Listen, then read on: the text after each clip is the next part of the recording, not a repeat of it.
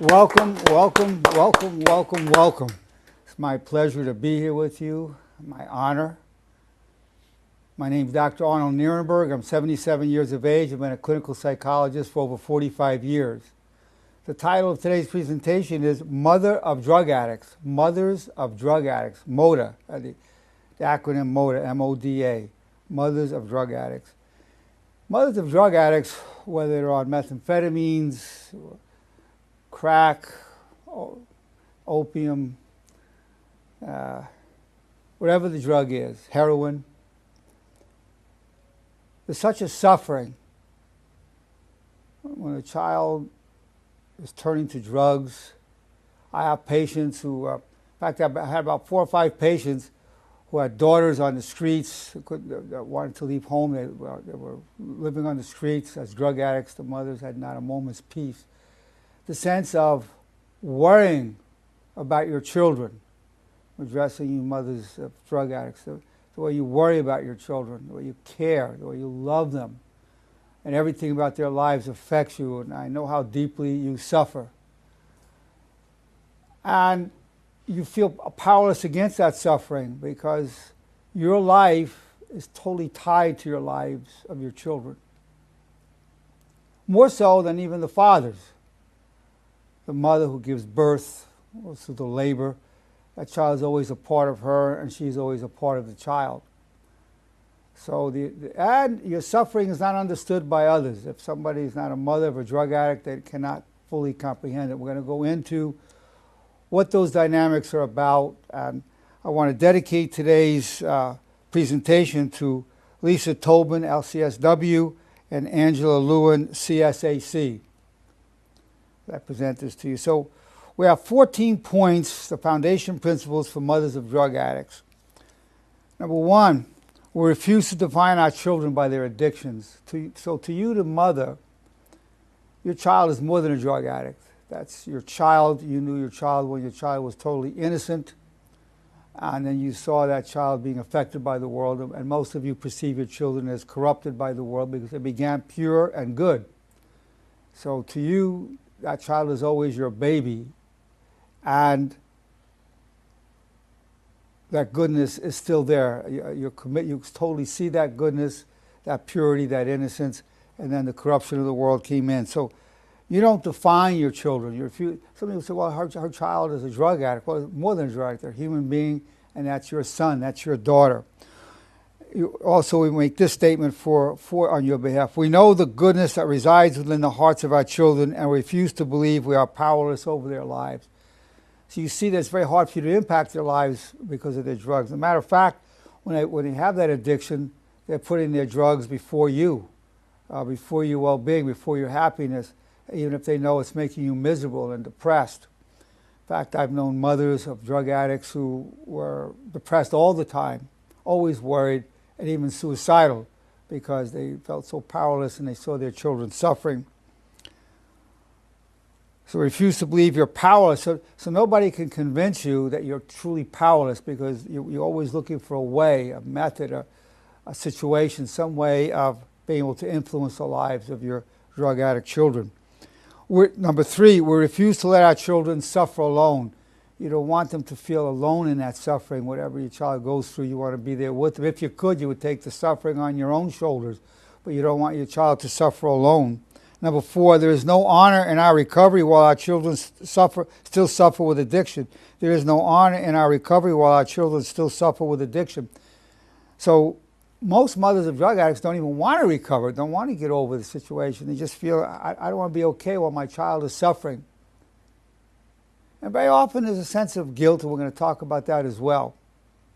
Number 5, there is no getting over any child's drug addiction. There is no getting on with our lives until our children are no longer drug addicts. So most mothers will hear, and most of you have probably heard, you need to get over this. That's not even like your child, the child you raised and knew. This isn't that person. This is a drug addict now. It's a different identity. You need to, get over it, and you need to get on with your life. You have other children, you have a spouse, you have other relatives, people that need you. So you need to get on with your life.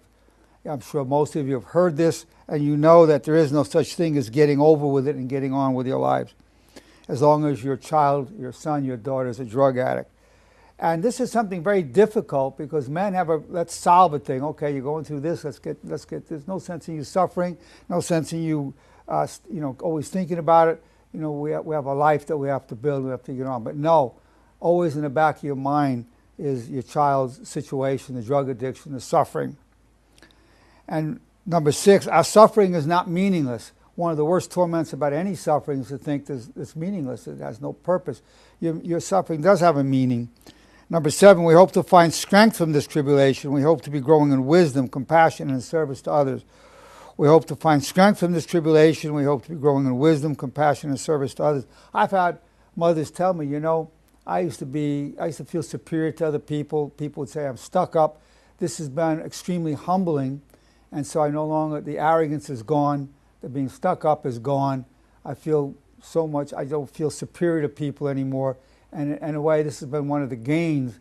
The rest of the story, one is the suffering and the loss, but then the gain of me feeling more connected to humanity through my suffering. So even though I would never want this suffering, it's connected me to other people. Number 8, we are crushed in being so misunderstood by most who love us.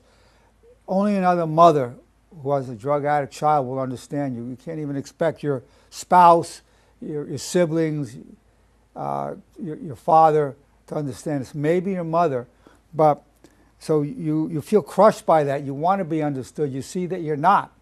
When you hear things like get over it, get on with your life, you hear these types of things and other statements. People do not comprehend what you're going through, and that adds to your misery. Number 9, we feel guilty about our children's suffering and addiction, and there's nothing anyone can say to change this. You feel guilty. You say, if I had done this differently, if I'd given them more attention, more love, if I had remarried, if I divorced the father or the stepfather, whatever the situation is, or if I stayed with the father instead of getting divorced, maybe my child wouldn't be a drug addict. So there's a sense of guilt. So the idea is, may our feelings of guilt drive us to our destiny. So these guilt feelings, the hope that we have as mothers of drug addicts, you're hoping that this guilt will drive you to a higher level of understanding, of understanding yourself and of service to others. Number 10, we are in the process of transforming tribulation into purposeful triumph of the human spirit. This is a tremendous tribulation, but you're in the process of that becoming a purposeful triumph of the human spirit, where this is not a short-term problem. Often this goes on for many, many years of suffering of your suffering, mothers of drug addicts. You are suffering enormously. Eventually, the human spirit will rise above this. You will arise in triumph eventually, and that's where the hope comes in. We're going to be talking about that. Number 11, we refuse to enable their self-destructive behaviors. Very often, mothers are called enablers. They coddle their children, or they give them the money, or they do things, and people say, "Well, look, you just enable them to go out and buy more drugs or whatever." So, but as a mother of a drug addict, you refuse to enable the self-destructive behaviors. That's part of the code for the mothers of drug addicts. Number 12, we refuse to hide in shame the struggle of our family to survive. Most mothers of drug addicts, and the whole family feels ashamed that, well, my child is a drug addict. Maybe they're on the streets, maybe they're home as a drug addict, maybe they're in and out of prison. Many families feel ashamed, and as mothers of drug addicts, refuse to hide in shame. This is the human condition. Many, many families have children who are drug addicts. Most families, good families, have children who are drug addicts. So there's nothing you don't want to feel you have to hide in shame over this.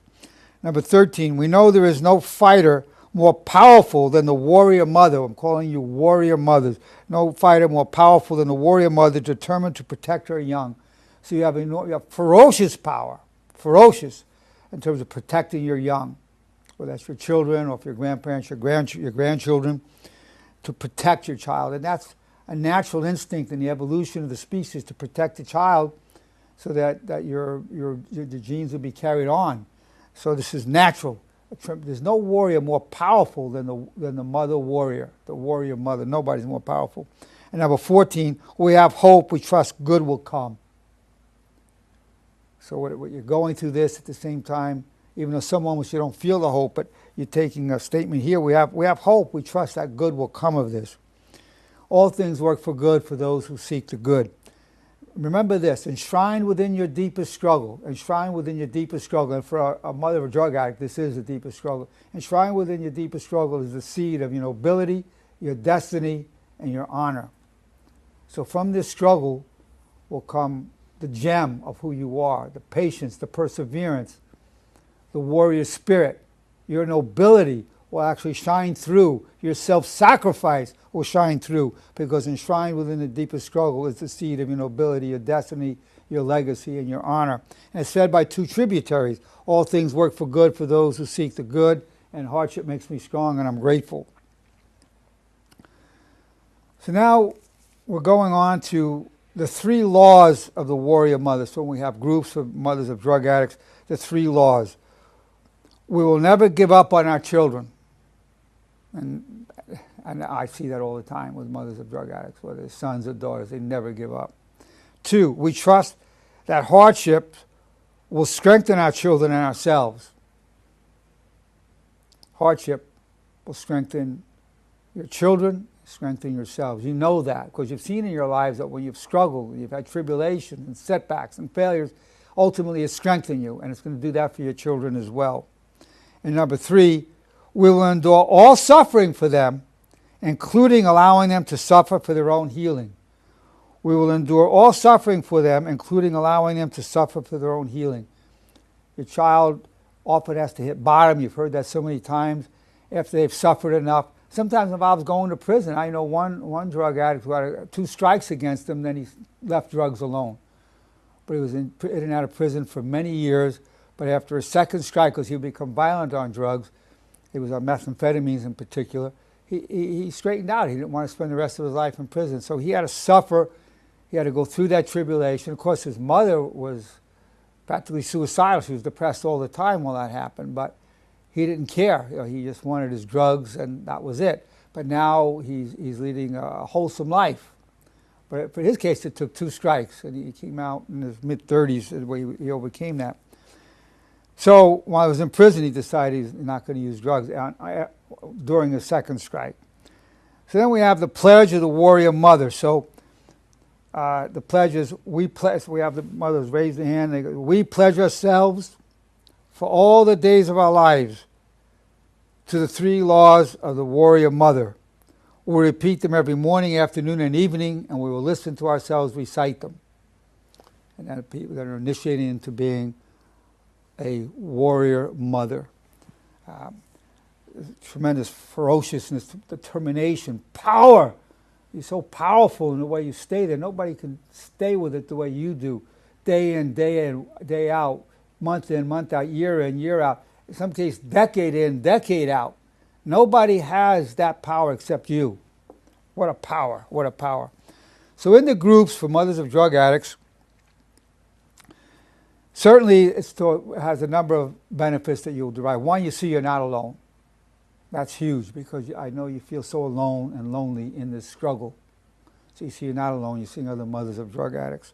Number 2, you then have the support of the other mothers of drug addicts, where you might call each other or support each other in whatever ways you can. But the third part is you got to finish the story. What do I mean by that? You have to finish the story. The story of suffering, so in groups we talk about how we're suffering, the particulars of the drug addiction, what's happening, whether it's prison or out in the streets or home, and you've suffered terribly, so you're sharing that suffering. And that's a true story.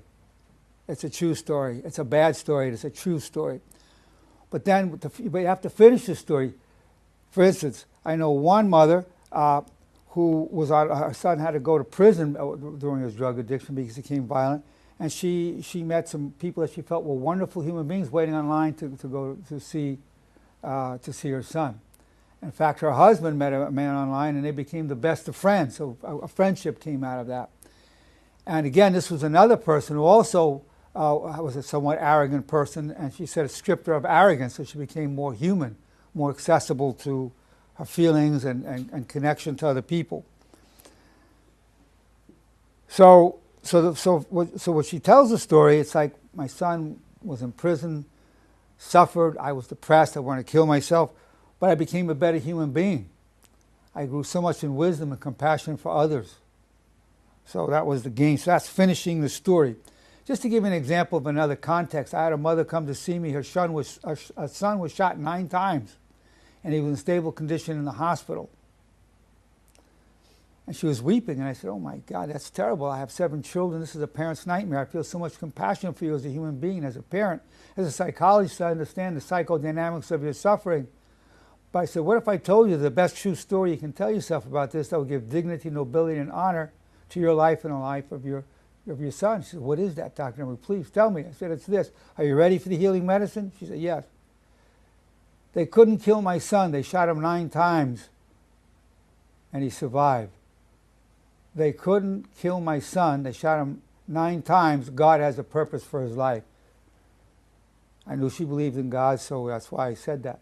And God, she agreed. Yeah, he couldn't kill him. He shot him 9 times. God does have a purpose for his life. And I saw her face go from total despondency and depression into her face starting to smile and light up, and her eyes lighting up. And she left literally floating.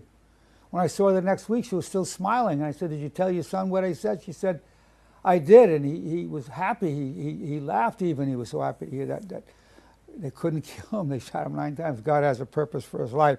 So one of the functions of the group for mothers of drug addicts is you got to finish the story.